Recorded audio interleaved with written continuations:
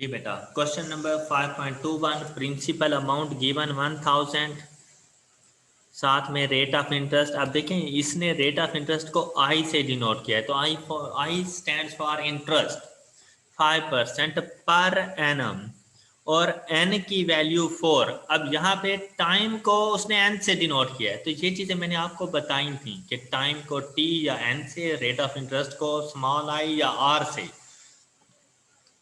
Amount and, अब यहां पर अमाउंट से मुराद future value and compound interest, इस जहां से जाके मुझे पता चला है कि कंपाउंड इंटरेस्ट से फाइंड करके देनी है। अगर ये चीज ना होती तो क्वेश्चन में कोई हिंट नहीं था कि ये सिंपल इंटरेस्ट है या कंपाउंड इंटरेस्ट है।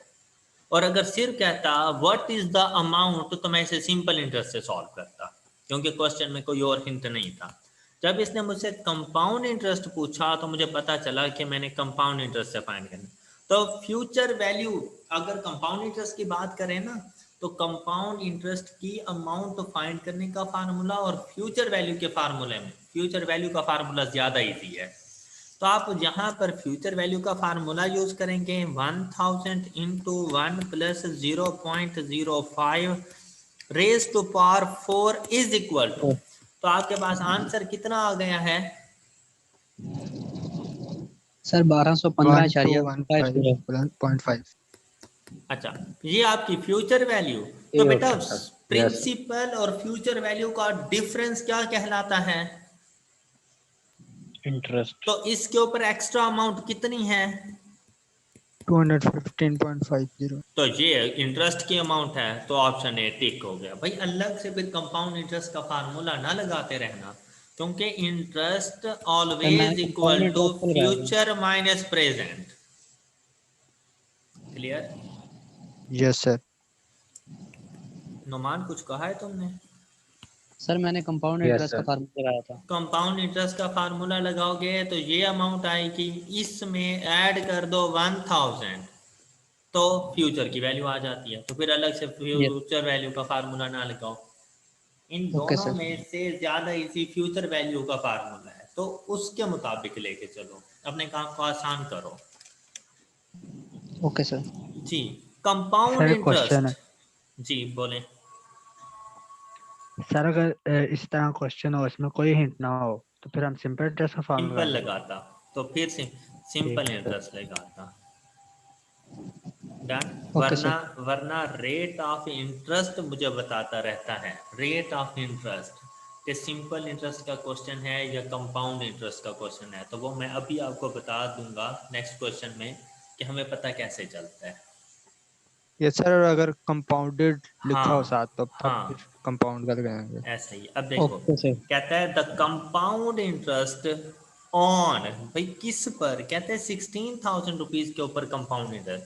तो 16,000 प्रेजेंट वैल्यू हो जाएगी हमारे पास फॉर हाफ 1.5 ईयर, तो मतलब 1.5 years eight yes sir. 10% per annum. ये रेट ऑफ इंटरेस्ट है 10% per annum. Payable half yearly, तो पेएबल हाफ ईयरली का मतलब होता है compounding semi annually. Yes sir. Okay, yes sir. तो अगर रेट ऑफ इंटरेस्ट के साथ payable half yearly, payable quarterly, payable annually, payable monthly या कंपाउंडिंग सेमी एनुअली इस किस्म के वर्ड्स हों, तो समझ लेना कि हमेशा कंपाउंड इंटरेस्ट यूज होगा। तो इस सिचुएशन में एम की क्या वैल्यू हो जाएगी? 2 हो जाएगी। तो हम लोग इसको फाइंड कैसे करेंगे? कंपाउंड इंटरेस्ट का formula present value into into 1 plus 0.1 divided by 2 raise to power 1.5 multiplied by 2 minus 1 bracket close. जी, अमाउंट बताएं। 2522। 2522। क्वेश्चन क्लियर है? Yes sir. A person will receive, भाई फ्यूचर में जाके रिसीव करेगा 5000। फ्यूचर में 5000, तो बेटा ये 5000 अब फ्यूचर की वैल्यू है फरीदुल्ला। 6 ईयर्स फ्रॉम नाउ, तो ये 6 ईयर्स टी की वैल्यू टाइम। प्रेजेंट वैल्यू, अब यहां से उसने पूछ लिया भाई प्रेजेंट वैल्यू देखकर तो प्रेजेंट वैल्यू नहीं पूछेगा ना, तो भाई इससे पहले फ्यूचर दी होगी इसलिए प्रेजेंट पूछ रहा है। एट अ कंपाउंडेड, अभी डिस्काउंट के वर्ड को रहने दो, ये बाद में समझ आ जाएगी। Compounded rate of 8%। अब कंपाउंडेड के वर्ड से पता चला कंपाउंड इंटरेस्ट अप्लाई होगा, और 8% मेंशन नहीं है तो कंपाउंडिंग एनुअली होगा। कंपाउंडिंग मेंशन ना हो तो कंपाउंडिंग एनुअली होता है। तो हम इसके लिए क्या लिख देंगे, 5000 into 1 plus 0.08 raise to power -5 minus 6। Clear? 3150.84। ये थोड़ी बहुत डेविएशन भाई चलती है, ये मत Yes. समझना भाई 15 पैसे कम हो गए हैं तो नन ऑफ दीज पे, तो भाई इतना चलेगा। नेक्स्ट Okay, चलें। What Yes, rate sir. Of interest compounded semi annually, तो एम की वैल्यू 2, आर की वैल्यू फाइंड करके देनी है। 6000 अमाउंट्स टू, तो ये प्रेजेंट वैल्यू, ये फ्यूचर वैल्यू और ये टाइम ड्यूरेशन। क्या लिखेंगे, 9630 is equal to 6000 into 1 plus R over 2 raise to power 8 into 2। सबको क्लियर? Yes, sir. Yes, तो sir. आंसर आ जाता है 6%। 6%. Exactly sir 6%। सर इसका आया था Yes, sir. 6.0023, तो 6 ही होगा सर। हाँ 6 होगा ओके सर। जी। इफेक्टिव रेट अभी मैंने बढ़ाना है तो इसीलिए इसे छोड़ दें। 26 population of town increase every year by 2%, तो बेटा ये रेट ऑफ इंटरेस्ट है। अच्छा बेटा पॉपुलेशन ग्रोथ मतलब जैसे ट्री की ग्रोथ है या किसी भी चीज की पॉपुलेशन, वो हमेशा कंपाउंड इंटरेस्ट से जाती है। पॉपुलेशन में इंक्रीज कभी भी सिंपल इंटरेस्ट से नहीं होता।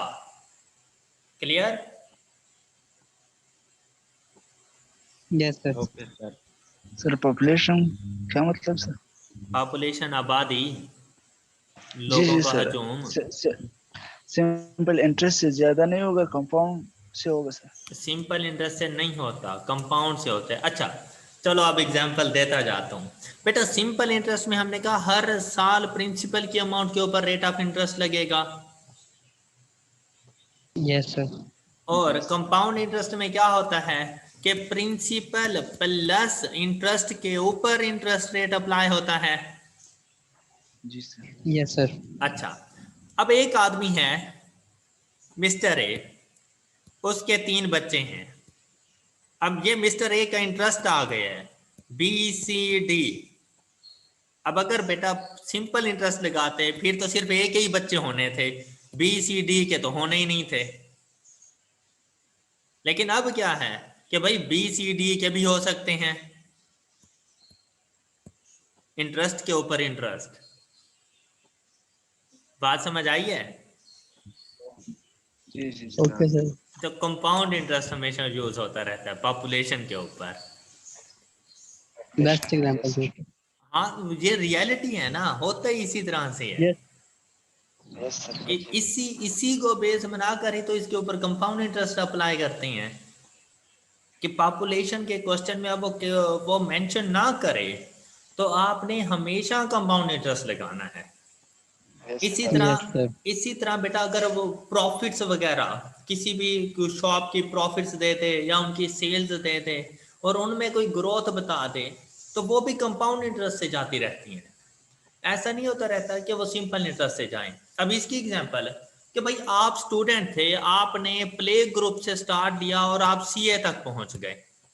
चले आपको एग्जाम्पल 12th क्लास तक रखते हैं।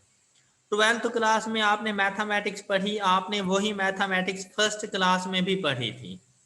फर्स्ट क्लास की मैथमेटिक्स में आपके 100% मार्क्स आते थे। 12th क्लास की मैथमेटिक्स में आपके 80% मार्क्स आ रहे हैं। तो क्या आप इसका कंपैरिजन इसके साथ कर लेंगे? No sir. किसके साथ करेंगे? मैक्सिमम 12th का कंपैरिजन किसके साथ होगा? 11th क्लास की मैथमेटिक्स के साथ। कि भाई 11th की मैथमेटिक्स और 12th की मैथमेटिक्स में क्या कंपैरिजन है, सर जी, कितना इंक्रीज आ रहा है? जी सर जी वो पॉपुलेशन डिक्रीज के बारे में भी सवाल क्वेश्चन कर सकता है। हाँ, पॉपुलेशन डिक्रीज भी होती रहती है। सर जी उस पे भी कंपाउंड ही होगा। जी बिल्कुल, सही। पॉपुलेशन के ऊपर कंपाउंड इंटरेस्ट होगा। सर अगर इंक्रीज और डिक्रीज दोनों ना हो, मतलब बच्चे पैदा ही नहीं हो रहे यस हैं, और किसी की डेथ भी नहीं हो रही, और वहां पे मतलब मौत का फरिश्ता सर भी नहीं बच्चे आता।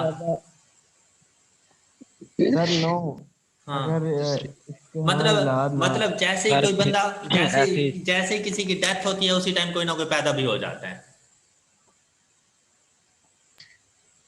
ये कह रहे हो? Yes sir. हाँ तो बेटा 0%, तो फिर उसको कांस्टेंट रहने दो। वरना बेटा आप खुद देखो, दुनिया की आबादी में इजाफा हो रहा है, और उसकी रीजन क्या है? उसकी रीजन क्या है कि बर्थ रेट ज्यादा है और डेथ रेट कम है, इसलिए हम इसे यस सर। ग्रोथ रेट कहते हैं। लेकिन अगर कोविड-19 की एग्जांपल दे दो तो आपने देखा कि डेथ रेट भी इंक्रीज हो गया है।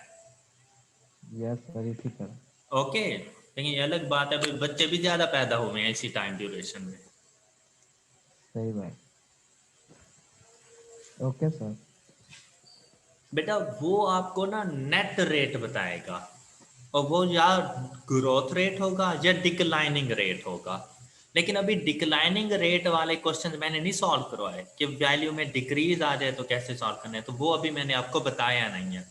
अभी हम लोग जा रहे हैं कि अगर वैल्यूज में इंक्रीज आ जाए तो क्वेश्चन कैसे सॉल्व करना है। ये ओके हो गया सर। वैल्यू में डिक्रीज आने पर भी क्वेश्चन कैसे सॉल्व होगा, फार्मूले में क्या चेंज आएगा, वो भी मैं बताऊंगा आप लोगों को। ठीक। अच्छा, तो हम इसको कैसे सॉल्व करेंगे? 40% इंक्रीज, तो प्रेजेंट वैल्यू को 100, फ्यूचर वैल्यू को 140 into 1 plus 0.02 raise to power T. तो यहाँ से आप टी की वैल्यू फाइंड कर लें। टाइम ड्यूरेशन 16.99 है, तो मतलब अप्रोक्सीमेट 17 ईयर्स। Yes sir.